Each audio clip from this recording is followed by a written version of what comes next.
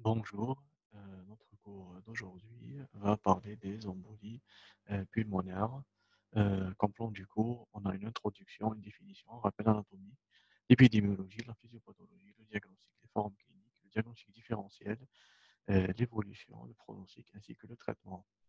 On a comme introduction une définition de l'embolie pulmonaire qui est une obstruction brusque, partielle ou totale d'une ou de plusieurs artères pulmonaires par un embole le plus souvent fibrino-fluorique provenant de la circulation veineuse le plus souvent des membres inférieurs. C'est une urgence cardio-circulatoire pouvant mettre en jeu le pronostic vital. Le diagnostic reste le plus souvent difficile. Cette pathologie doit être traitée rapidement. Le diagnostic doit être affirmé ou exclu avec certitude, car ne pas la traiter euh, va provoquer des répercussions graves pour le patient. Des fois, traité en excès par un traitement anticoagulant ou anti-agrégant plaquettaire va provoquer des hémorragies avec des conséquences néfastes. L'embolie pulmonaire est le plus souvent fibrino-cruorique pour dire les éléments figurés du sang qui vont s'agréger et boucher une lumière vasculaire, et plus rarement de nature septique, donc comme les fragments de végétation d'endocardite qui ont migré par exemple dans la circulation pulmonaire amniotique lors de l'accouchement chez la patiente gestante, gazeuse lors des accidents de plongée, qui peuvent être aussi tumorales, des fragments de tumeurs, des embolies graisseuses, surtout lors des fractures et lors des accidents. On a l'illustration, c'est un caillou qui va se détacher, le caillou fibrino-cruorique qui va boucher la lumière vasculaire au niveau des artères pulmonaires. Comme rappel anatomique, on a l'artère pulmonaire droite et gauche qui vont se bifurquer et suivre le trajet bronchique. L'embolie pulmonaire touche surtout le sujet âgé. Les pédiatres n'ont pas traité des embolies pulmonaires. On a vu récemment les cas d'embolie pulmonaire chez des patients Covid positifs lors de la pandémie coronavirus. C'est une maladie qui provoque l'hypercoagulabilité sanguine. Euh, L'embolie pulmonaire touche surtout des patients hospitalisés et l'atteinte des TVP proximales surtout, qui va provoquer une embolie pulmonaire rarement en distalité, et des patients opérés. Le point de départ d'une TVP, donc iliofémorale proximale, euh, rarement, c'est les cavités cardiaques droites au niveau des TVP du membre supérieur, les veines caves supérieures ou veines caves inférieures. La gravité de l'embolie pulmonaire dépend de la taille et du nombre des emboles et la présence ou non d'antécédents de cardiopathie bronchique. La physiopathologie, c'est surtout l'obstruction brusque de l'artère pulmonaire ou d'une de ses branches qui provoque une augmentation brutale de résistance vasculaire pulmonaire avec augmentation de la post-charge, une achète précapillaire, une surcharge de pression du ventricule droit, une insuffisance cardiaque droite aiguë et un cœur pulmonaire aigu, une chute du débit cardiaque avec hypotension artérielle. C'est l'état de choc hémodynamique euh, qui crée des espacements fonctionnels. C'est des espaces ventilés mais non perfusés, l'hypoxémie artérielle et l'hypocapnie par hyperventilation. Les étiologies, donc, comme facteurs de risque acquis, c'est l'âge, l'immobilisation prolongée, la chirurgie orthopédique, les antécédents de maladies thromboemboliques veineuses, ainsi que les cancers, la grossesse et le postpartum, les maladies à haut risque thromboemboliques, comme le syndrome myéloprolifératif, la maladie de Behçet, les coliques inflammatoires, et les syndromes des antiphospholipides, l'obésité, les varices du membre inférieur. Les facteurs de risque constitutionnels, c'est surtout les déficits en inhibiteurs physiologiques de la coagulation.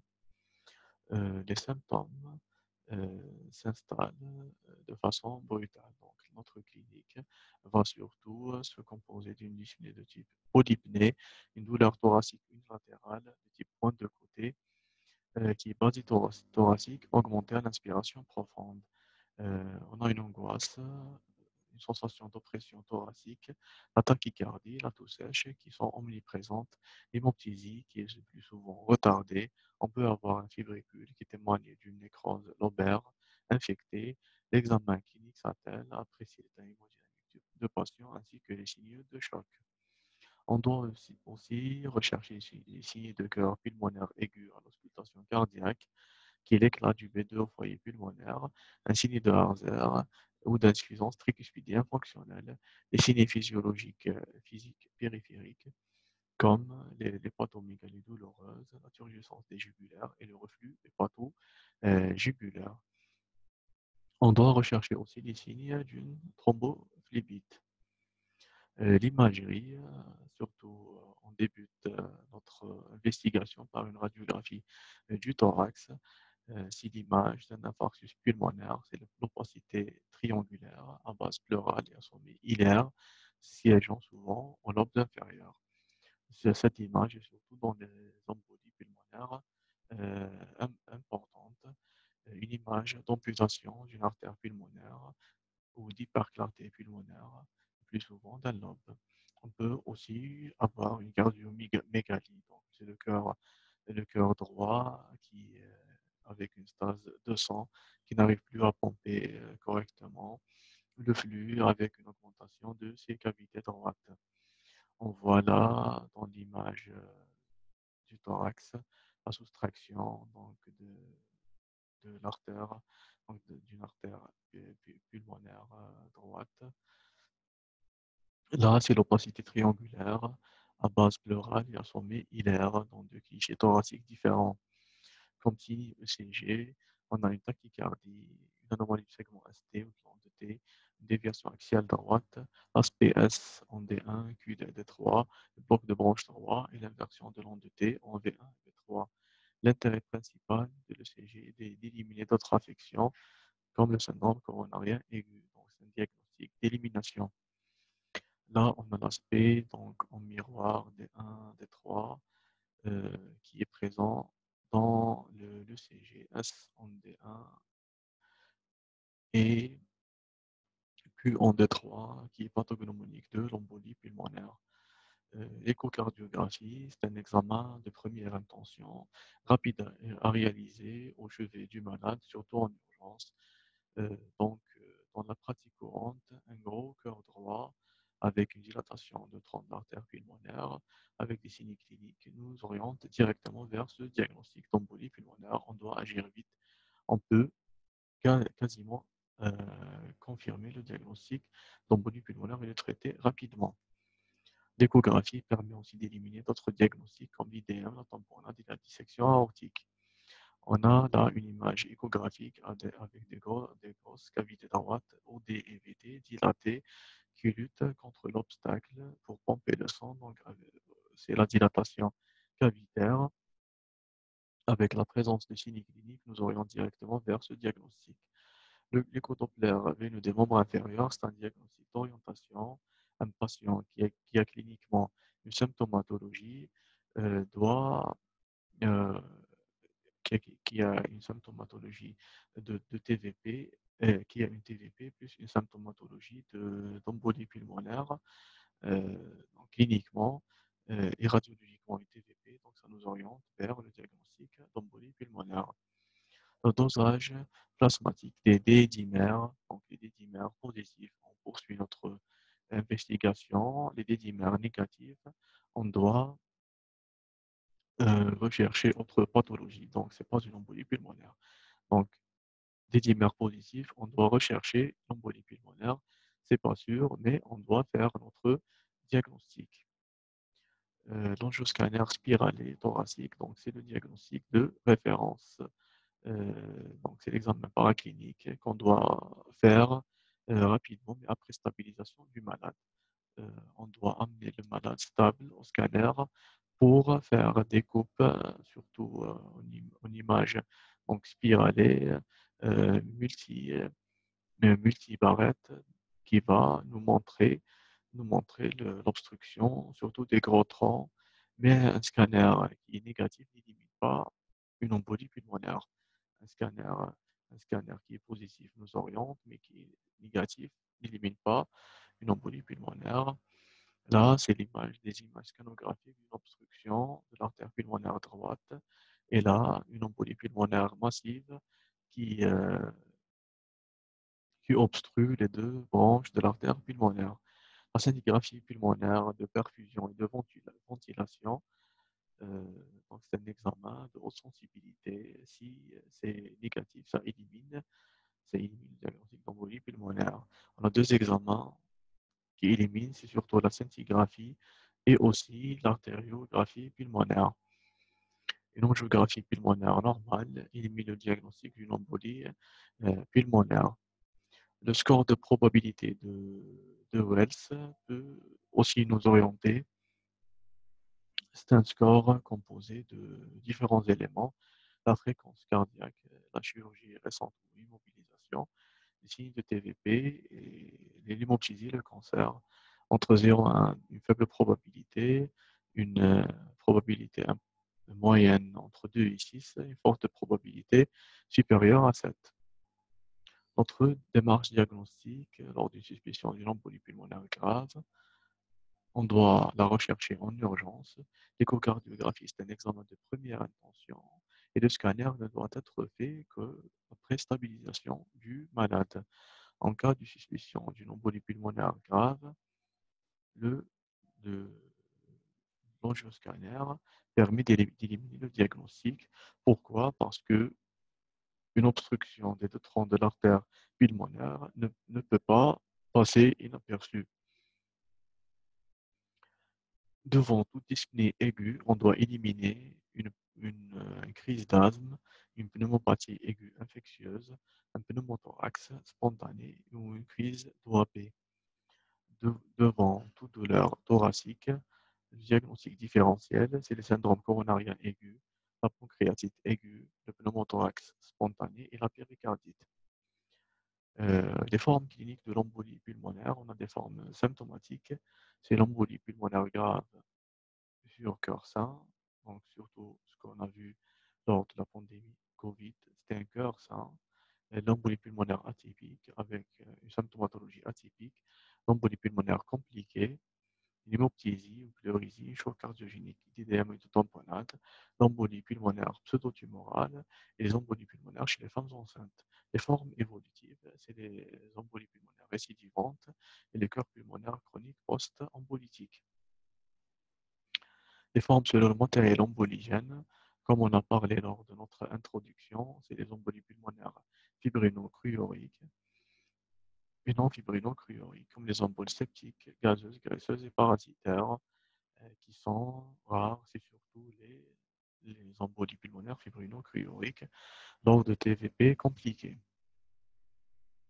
L'évolution peut être favorable sous traitement avec amélioration clinique et de gazométrie. La gazométrie, c'est la mesure des gaz du sang avec prise de sang artérielle. Et l'amélioration de la perfusion pulmonaire entre 15e jour et 3 mois peut être défavorable. C'est surtout le risque de décès, de mort subite par apparition d'un infarctus pulmonaire. On a aussi le risque de récidive et la thrombopénie induite par le traitement. Le pronostic dépend du degré d'obstruction artérielle pulmonaire avec des signes d'insuffisance cardiaque droite, des signes d'insuffisance circulatoire aiguë, des lésions sous-endocardiitiques, l'hypercapnie, l'acidose métabolique. On a aussi le symptôme paradoxal. On a des pathologies associées, c'est surtout les récidives de l'embolie pulmonaire sur cœur pulmonaire chronique, les cardiopathies sous-jacentes, la BPCO et l'âge supérieur à 70 ans. On a aussi un retard de diagnostic ou du traitement. Notre traitement comme objectif, c'est d'éviter l'extension de la thrombose et de prévenir les récidives. Les moyens, c'est le traitement anticoagulant et thrombolytique, l'interruption de la veine cave inférieure, qui est un traitement chirurgical préventif, et l'embolectomie chirurgicale, qui est un traitement de sauvetage. Les indications thérapeutiques, c'est le traitement anticoagulant, le traitement anticoagulant curatif initial. En première intention, c'est les héparines de vapeur moléculaire. En cas d'insuffisance rénale sévère avec une clairance inférieure à 30 millilitres par minute et d'embolie pulmonaire grave avec état de choc, c'est l'héparine non fractionnée. Le relais par des antivitamines K se fait au cours des 3 premiers jours du traitement par l'héparinothérapie. Nos indications thérapeutiques, c'est les thrombolytiques, le traitement des embolies pulmonaires graves avec instabilité hémodynamique, ils ont comme avantage qu'ils permettent d'obtenir une fibrinolyse rapide des thrombis, faisant baisser rapidement les résistances vasculaires pulmonaires. Les risques, euh, les thrombolytiques exposent à un risque hémorragique accru, surtout d'hémorragie cérébrale. Les indications thérapeutiques, l'interruption de la veine cave inférieure euh, par voie percutanée avec un filtre dans la veine cave inférieure. Elle a des rares indications. Elle se discute en cas d'embolie pulmonaire associée à une TVP des membres inférieurs dans les situations suivantes. La récidive de l'embolie pulmonaire, un traitement anticoagulant bien conduit après embolectomie chirurgicale. On a des exemples de filtres cave qui est un dispositif chirurgical mis dans la veine cave inférieure pour empêcher les, les emboles fibrino-cryoriques de migrer dans la circulation pulmonaire. L'interruption de la veine cave inférieure, c'est aussi un dispositif chirurgical par voie chirurgicale classique, une laparotomie, puis une pause du dispositif. L'embolectomie chirurgicale consiste à un traitement en urgence, là où les artères pulmonaires occluses sont sous circulation extracorporelle, d'indication exceptionnelle. C'est une chirurgie grave de sauvetage qui est indiquée en cas d'embolie pulmonaire gravissime avec état de choc et a comme en cas de contre-indication thrombolytique, en cas d'échec précoce du traitement thrombolytique. Donc là, avec une pince spéciale, après mise en place de la circulation extracorporelle, on procède à l'extraction des cailloux. Là, dans la branche droite de l'artère pulmonaire, on va procéder à un lavage des deux artères pulmonaires pour être sûr qu'il n'y a pas d'autres cailloux. Les mesures d'urgence en cas d'embolie pulmonaire grave avec état de choc, c'est surtout l'hospitalisation. Dans un cas clinique, donc on doit commencer toujours par l'hospitalisation, la position demi-assise et l'oxygénothérapie par sonde nasale jusqu'à 6 litres par minute et intubation et ventilation en cas de détresse respiratoire d'obutamine. Et en cas de persistance d'une hypotension artérielle sévère, utiliser l'adrénaline. Le remplissage vasculaire sous surveillance de pression veineuse centrale. Un traitement préventif doit être fait par correction de la stase veineuse, levée précoce en postpartum, post-opératoire, mobilisation active des membres inférieurs, surélévation légère des membres et une contention élastique des levées. Les moyens médicamenteux basés sur les héparines de vapeur moléculaire, l'héparine non fractionnée, les antivitamines K, qui dépendent du patient et du type de chirurgie. En conclusion, le diagnostic clinique de l'embolie pulmonaire est fait sur un faisceau d'arguments dont aucun à lui seul ne permet un diagnostic de certitude. Le polymorphisme de l'infection est une de ses caractéristiques majeures. C'est dans la majorité des cas, l'anticoagulation permet la restitution du réseau vasculaire pulmonaire. Le risque mortel est réel dans les formes récidivantes ou gravissimes.